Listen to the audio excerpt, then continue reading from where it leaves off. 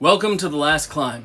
Today we're going to uncover an Everest summit push where 4 experienced professionals believe their systems, models, and planning could make them professionals in everything, even on a mountain that ignores all of it. Confidence and control slowly gave way to timing breakdowns as congestion and oxygen demand pushed their plan past its limits. What unfolded higher on that ridge is what makes this case hard to forget. It was May 19th, 2021, during the summit push on Everest. Camp 4 was starting to wind down, settling into a quiet, late-hour stillness after a long day of movement and coordination. For me, Camp 4 is a kind of eerie, like everything's holding its breath before things get moving again. Phoebe Waverly, 54, known throughout the firm as Phoebe, was the one who introduced the idea. A senior partner in a mid-size management consulting firm, she had spent more than 2 decades building a reputation for judgment that colleagues rarely second-guessed. After summiting Kilimanjaro in 2014 and Aconcagua in 2017, she had come to see guided expeditions as systems that provided structure but also created dependency. Everest, in her mind, represented the point at which preparation and experience should give way to self-direction. Brooke Schreiber, 51, the firm's vice president of operations, approached challenges through the lens of efficiency. With a background in industrial logistics and prior experience on Denali in 2016, she had grown skeptical of heavily guided climbs, viewing them as unnecessarily layered and slow-moving. She believed disciplined individuals could replace much of that structure through careful coordination and planning. Naomi Tate, 56, Director of Strategic Planning, was more reserved and naturally inclined to fully process risks before acting. Her prior summit of Cotopaxi had exposed her to altitude, though not on the scale Everest demanded. Still, she was accustomed to supporting decisions once a group had settled on a clear direction, and the plan gradually took on the weight of shared certainty. Ruth Ann Kensington, 49, a senior project manager, brought the strongest physical conditioning and the most technical climbing experience of the group. She had trained extensively in endurance sports and had previously used supplemental oxygen. They started to see their professional strengths, analytical thinking, operational control, planning, and endurance as things that would actually carry over into the mountains. In their minds, Everest wasn't something outside that world, it was just an extension of it. Planning began the following week. My first thought is how easy it is to believe office skills will still work when everything around you gets unpredictable.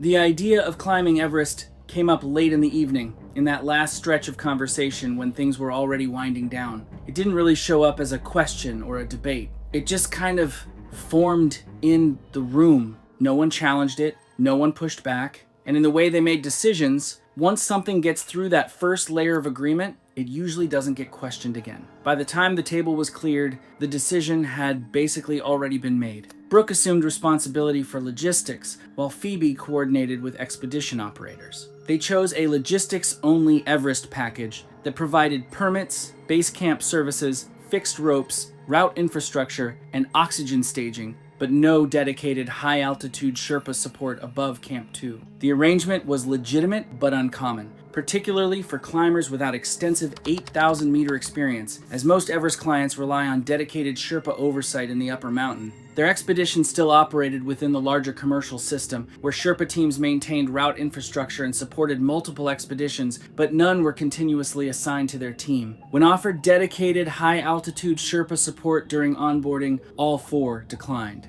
I remember reading that line twice because I wanted to be sure they actually said no to that. The decision was not driven by cost or availability.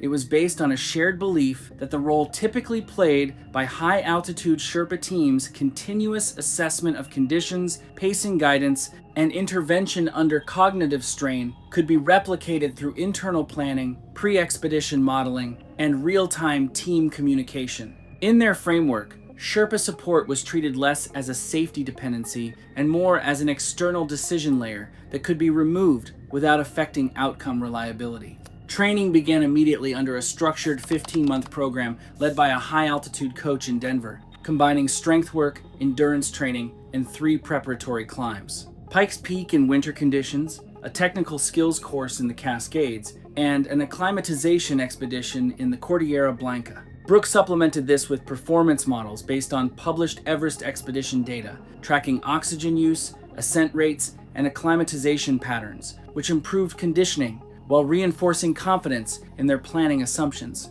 In early 2019, a former Everest guide briefed the group on the Southeast Ridge route, highlighting high permit numbers that season and the importance of strict turnaround discipline regardless of summit proximity. Both points were acknowledged, but largely treated as logistical variables. They planned an earlier than average departure from Camp 4 to reduce congestion risk and viewed turnaround limits as guidelines rather than fixed constraints. Reading that advice gets reduced to just another planning detail instead of something strict that could stop the climb entirely.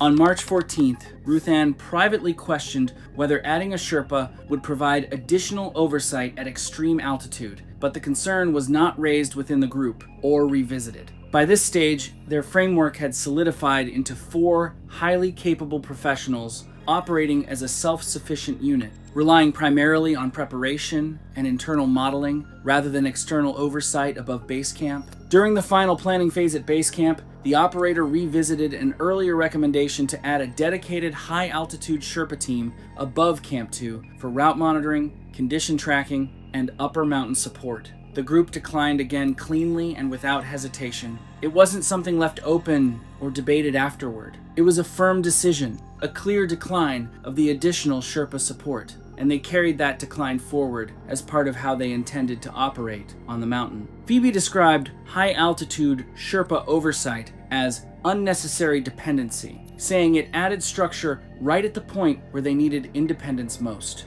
Brooks supported that view, adding that their model was built on full autonomy above base camp, and that external oversight would only interfere with decision clarity once conditions became extreme. I hear the way they frame it, and it feels confident, but also very sealed off, like nothing from outside is supposed to interrupt it once they commit. From this point onward, the absence of Sherpa support was not treated as a logistical limitation, but as an intentional design choice central to how the expedition would function. The 4 women arrived at Everest Base Camp on April 28, after the standard approach trek from Lukla through Namche Bazaar and the Khumbu Valley. They arrived in stable physical condition and with strong morale. That afternoon, the base camp manager assigned to their operator conducted a routine orientation covering camp layout, oxygen storage procedures, radio protocols, and the fixed rope system used above the icefall. He also noted, in terms recorded in the expedition log without elaboration,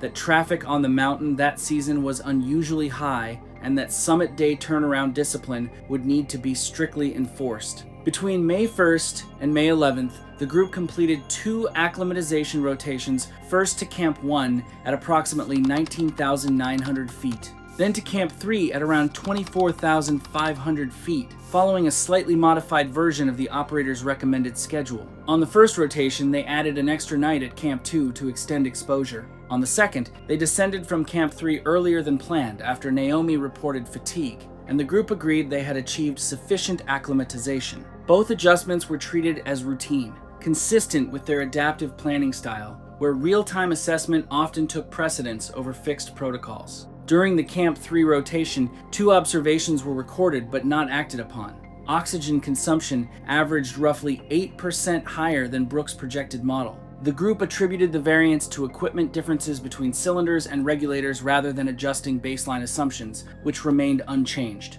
Ruthann also developed a mild headache during the rotation, which resolved after descent to base camp with hydration and over-the-counter medication and was not reported to medical staff.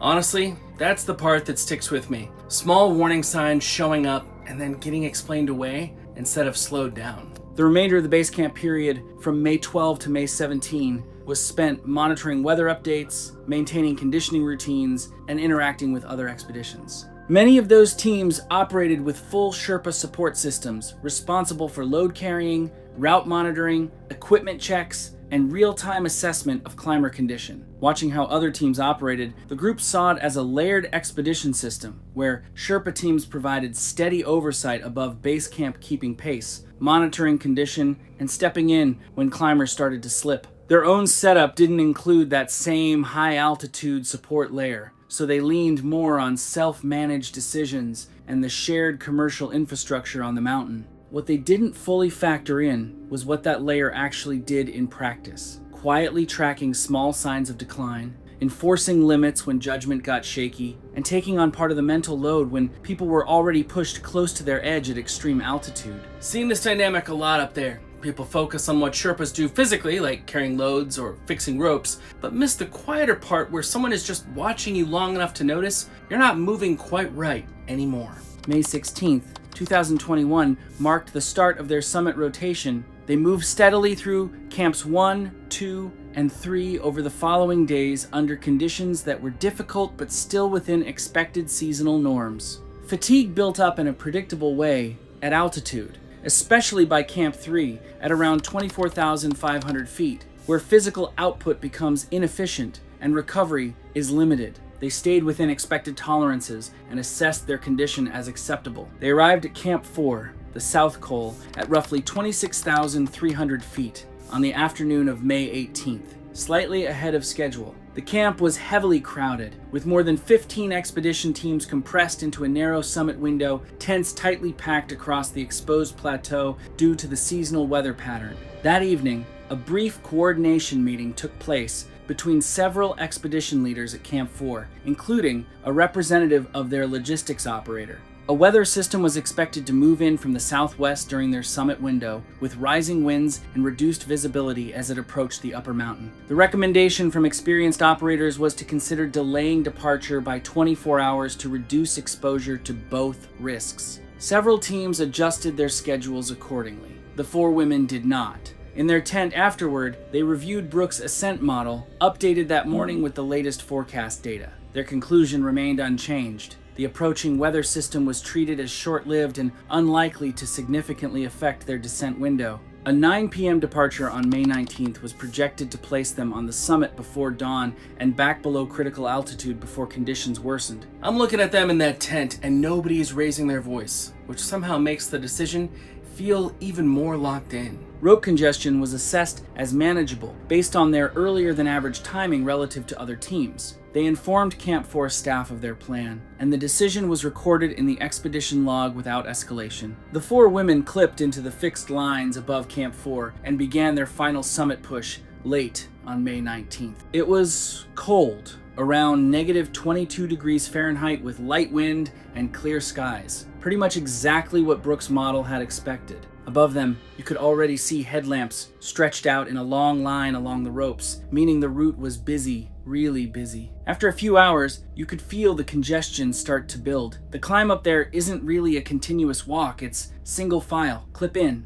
unclip, move again. And when too many teams hit the same sections, it just turns into stop-start movement the whole way. So instead of steady progress, it was more like move a bit, stop, wait, move again. What feels deceptive to me is how clean the conditions sound at the start compared to what it actually turns into once you're inside that rope traffic. Brooks' model had only accounted for about 30 minutes of delay between Camp 4 and the balcony, but in reality, with that level of traffic, it just kept stacking up. More stops, more waiting, more time lost at each anchor point. I'm watching that gap between prediction and reality widen in real time, and nobody seems to be recalculating it yet. By the early morning hours of May 20th, they reached the balcony at approximately 27,600 feet, about 80 minutes behind schedule. The balcony is a broad staging area on the southeast ridge where climbers typically pause for oxygen checks and brief recovery before the steeper upper ridge. Here, they completed standard equipment checks. All oxygen systems were functioning within expected range, but consumption since Camp 4 had exceeded Brooks' projections. The deviation was not critical, but cumulative,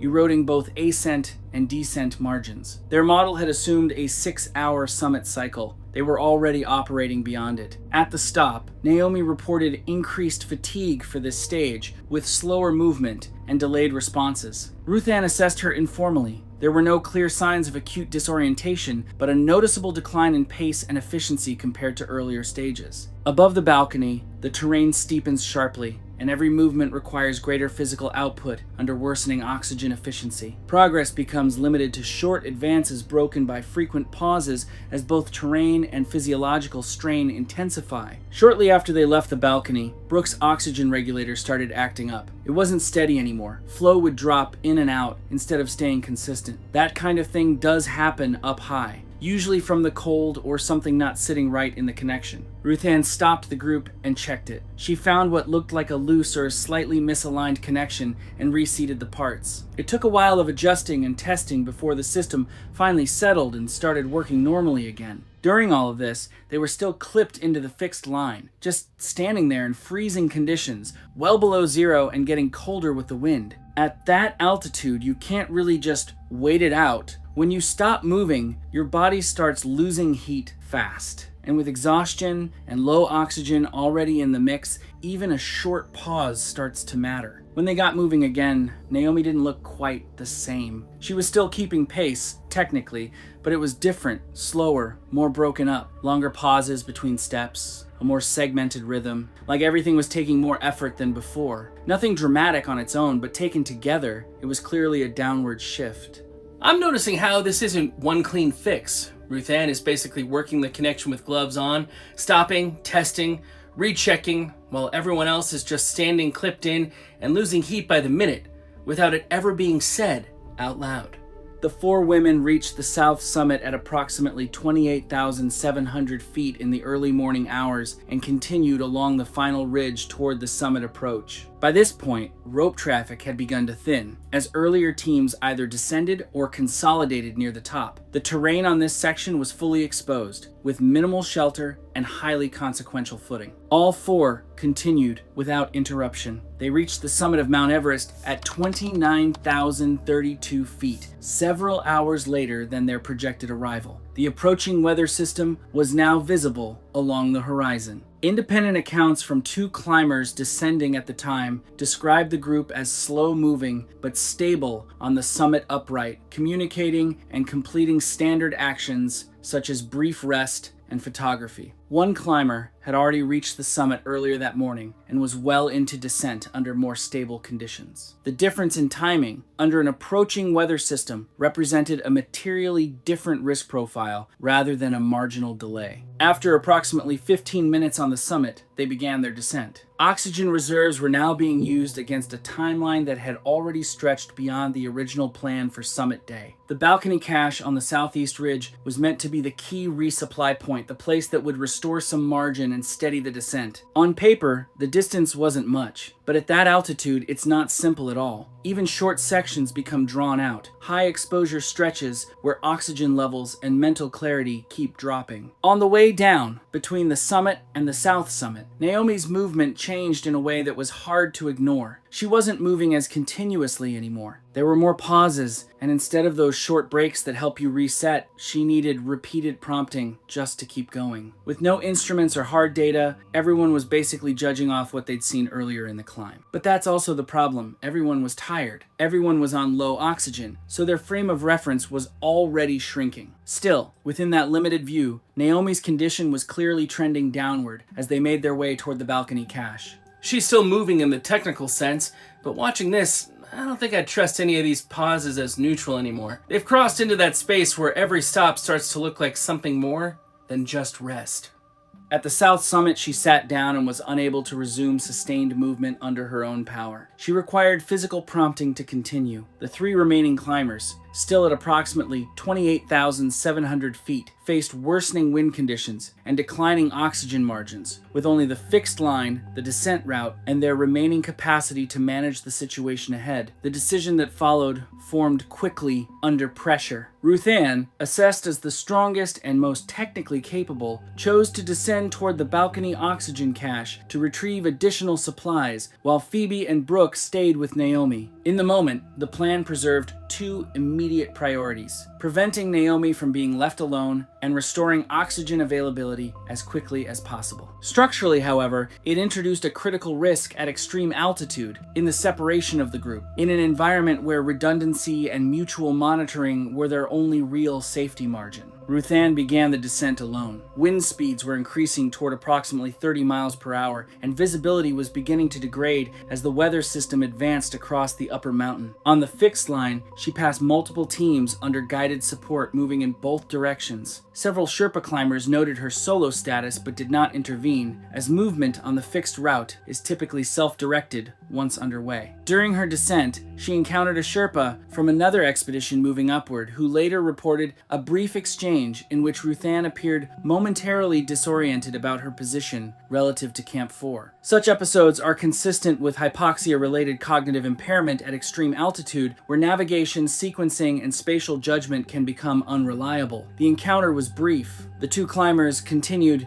in opposite directions. She did not reach the balcony. 11 days later, a search team located her body approximately 300 vertical feet below the south summit, displaced from the established descent route onto adjacent terrain in a pattern consistent with a navigation error made under reduced visibility and impaired spatial orientation. She was still clipped to a fixed line. At the south summit, things kept getting worse as the afternoon went on. Phoebe and Brooke stayed with Naomi as her condition didn't really improve. While they were there, two climbers from an Italian guided team. The Italian team's lead Sherpa tried to call it in from there, radioing base camp multiple times to request help for a possible extraction above 28,000 feet. But the operator they were with only had support staged up to Camp 4, so there wasn't any dedicated high-altitude rescue capability that could be sent higher up the mountain. And by that point, conditions were also collapsing fast. The wind was picking up toward around 40 miles per hour along the ridge, and visibility was dropping, so even helicopter evacuation wasn't realistic anymore. After trying to pass the message through, the Italian team eventually continued their descent. It hits me how formal that radio request sounds compared to how little control anyone actually has at that altitude. Like the language is structured for a system that basically stops working the moment you're above it. Phoebe Waverly and Brooke Schreiber each exhausted their oxygen supplies during the later stages of the descent from the south summit under conditions that were not directly observed and cannot be precisely reconstructed. Naomi Tate had been unresponsive for an extended period, according to the Italian climber's account. All three remained above 28,700 feet as temperatures dropped to extreme sub-zero levels and wind chill intensified significantly through the night. Conditions were now fully inside the forecasted weather window. No further radio contact was recorded with any of the four women after the Italian team's report from the South Summit area. The operator's base camp team logged the first reports of the group's failure to return to Camp 4 in the late evening of May 20th.